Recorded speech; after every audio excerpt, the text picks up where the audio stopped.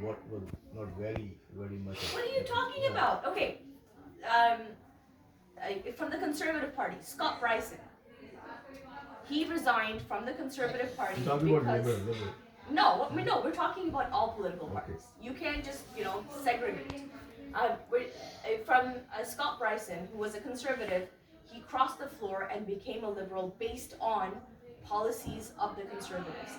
Um, Nathan Khalid from the NDP, he resigned from the NDP based on his differences with the leadership of the NDP. The Green Party went through a major challenge um, with their leadership election.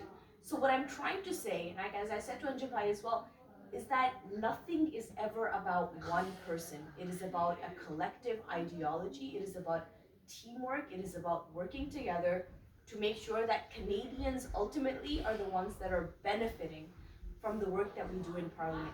It is not about politics. It should never be about partisan politics. And that's why I don't like Pierre Poilievre, because he makes it partisan politics always. He never puts Canadians first. And I've worked with him for 9 years. So he never ever makes it about Canadians. It's always about him, and that's my challenge.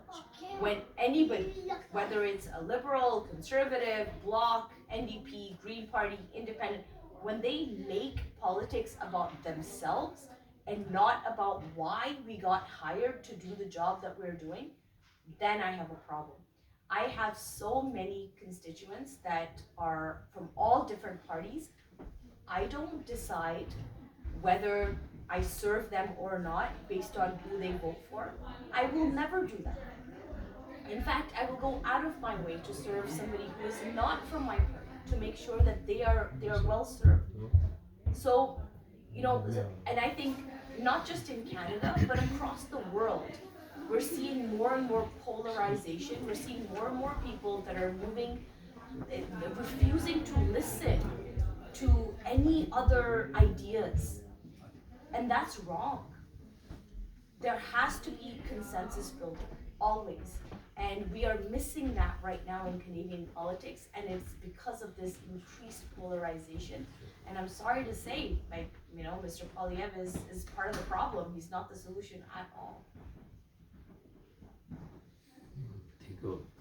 He's saying the same thing about Liberal Party. Okay. He's problem solving person, and the Liberal Party is the destroyer. Show me what he's done though, right? In terms of providing solutions. But because there are two issues is actually there. One is the economy, you know very well, right? Yeah. That's number one issue for all the Canadians. Yeah. Right, and we all are suffering. So we cannot blame Poilievre for this policy. You have to take the blame, right? And you have to correct this measure. Nobody else can correct this measure, right? Or wrong? Tell me. We cannot blame Poilievre that this economy is due to Conservative Party or somebody else. It's the Liberal government, and Liberal government have to correct that one. So if I may, we don't control banks. We are part of a free market economy.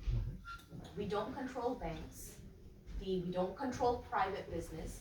What we try to do is to facilitate their business, to make sure that they're able to be successful in how they function in Canada and as Canadians across the world as well.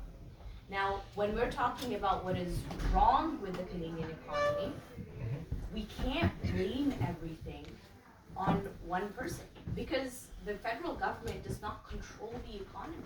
Right. The federal government does not control how banks function. The federal government does not dictate to private companies where to invest and where not to invest. But I will remind you that Pierre Poilievre, when he encouraged Canadians to invest in Bitcoin, 2 weeks later, Bitcoin crashed. Thousands of Canadians lost hundreds of thousands of dollars because of his advice. But carbon tax is your government policy. Carbon tax is your government policy, not Poilievre policy. Absolutely, which is fine. Right? Right? That's sure. But is the carbon tax actually doing what you think it's doing? right? So Pierre Poilievre has spent $3 million in this past 10 months to advertise. And if you listen to his advertisements, there's slogans, right? Axe the tax, yeah. build the homes, Yeah. blah, blah, blah, blah, blah, blah, blah, blah, blah. But how? Pakistani politics. How? How are we Yeah, going to do that? the manifesto is not clear. The manifesto is absolutely not. So he is banking on the fact that, okay, if you remove the carbon tax, then all of a sudden the economy will be fine, everything will be good to go. You're a very smart person. I'm sure you don't believe that. No, I believe in the system, but not This in is- the persons, not the no, personalities. but Yes. if we remove the carbon tax, do you think it's going to fix the economy? Not at all. Completely not at all. Is it going? So there have been a lot of economists But that's that one have factor. put This out is one. reports. I'm saying this is one factor. But you raised it, so I'm just. Yeah, that's one. This is I'm only just one pressing. factor. Yeah. But I'm saying that there are many other factors as well. Okay, which ones? Definitely, and as I mentioned that resources, building the resources is a part of the government, and if the So government is not over the building past the process, 9 years, Yeah. we have signed trade deals with all G7 nations, with the Pacific, especially with the Asia Pacific strategy, which I've personally been a part of. We have the best mining companies in all of around the world. We have a trade agreement with the European Union. We have a trade agreement with so many individual nations. We're trying to diversify our trade across the world. Canada is the breadbasket of all of North America and Europe. Ukraine was the breadbasket of that part of the world, the Pacific and of Africa.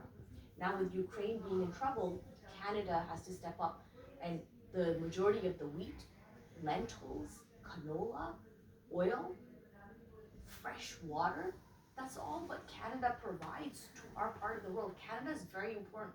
Why do you think Trump is attacking us? Because he You want wants that. our natural resources. yeah, you Right? want 12% of water. Yeah. Of the So world. can you imagine that Canada owns so much of the world's most valuable resources, and we have trade agreements